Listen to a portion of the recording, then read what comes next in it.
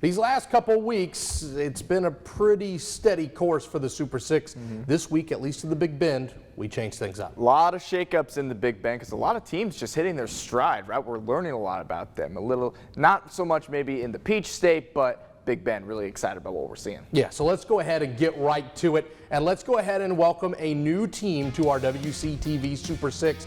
Red Hot. Live Oak, stand up. After your first win over Madison in over 2 decades, the Suwannee Bulldogs make their debut at number 6. Kyler Hall, I sometimes feel like does not get enough credit for the job he's done in his hometown because this team is stellar. They're playing good defense. Bronson Tillison is playing better at the quarterback position. We know their special teams are a plus. All around solid ball over these last few weeks. Feels like 95, and you mentioned the stat, their defense hasn't given up more than 13 points this season. Yeah. That's super impressive. Won 4 straight, headed into a bye week feeling good about themselves, bullish on the Bulldogs. Absolutely. Still the Sneads Pirates, they move up a spot to number 5.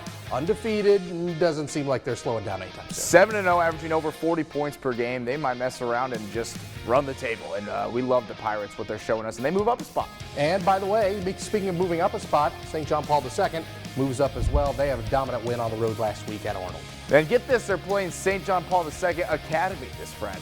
How about that? That's interesting. That's pretty wild. That's pretty interesting, but the Panthers, man, they've looked really good. They just keep on winning. They have an electric offense.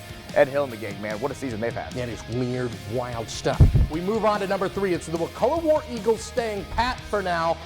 We'll explain some of our logic here yet, but of course, the Hayden Cleese injury, we will wait and see how that affects this team. Right, that's a really tough blow. I mean, they've been consistently one of the best teams in our area, 7-1. They got some tough matchups down the stretch here, and it would be really tough to not have your talented quarterback there leading the charge. But still, the War Eagles, one of the best teams in our area. No doubt. Now at number 2, the North Florida Christian Eagles. We've moved them up because we're still in a question mark phase with Wakulla.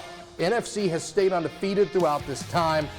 Lincoln, of course, that means, has fallen out of our Super Six. Yes. This was a really tough call, but we saw what happened with the quarterback position. This is now a team that's lost 3 games. We just didn't feel comfortable leaving him in that spot. Losing your starting quarterback, it changed their entire offense. You saw that against Rickards. This is a different offensive identity with the Trojans, no question about it. 3 losses, that's going to put you out with some of the talent we have on this board. I mean, just look at these 6 teams. NFC is the most electric offense in our area. Changed my mind. Washington, Pickles, Ray, electricity. In Florida High, what else can you say about the Seminoles, man? They just punch the clock each and every week. Yeah, the Seminoles remain atop our number 1 spot. Let's go to South Georgia now, where, let's not beat around the bush, no changes. Early County had a shot against the Brooks County Trojans. Brooks brought that hammer. They took care of business. And then 5-4, 3-2-1, Cook, Lowndes, TCC, Valdosta, Colquitt. You just can't change anything right now. Now, we do have the Packers and the Vikings this Friday, and then, of course, the Packers and the Wildcats next week. We'll see how things shake out there. It's going to set up for a wild finish potentially in our Super Six, but just in that district, right, or that region. It's pretty crazy. But let me tell you these matchups really quick. Brooks County, huge matchup against Irwin this week. Lowndes, big matchup with Colquitt County, and Thomas County Central, a top 10 matchup in 6A, I should say, with Houston this week. So could be some shakeups, but really good matchups across the board. 2 great lists that we feel pretty good about heading into what might be our best Football Friday night of the season.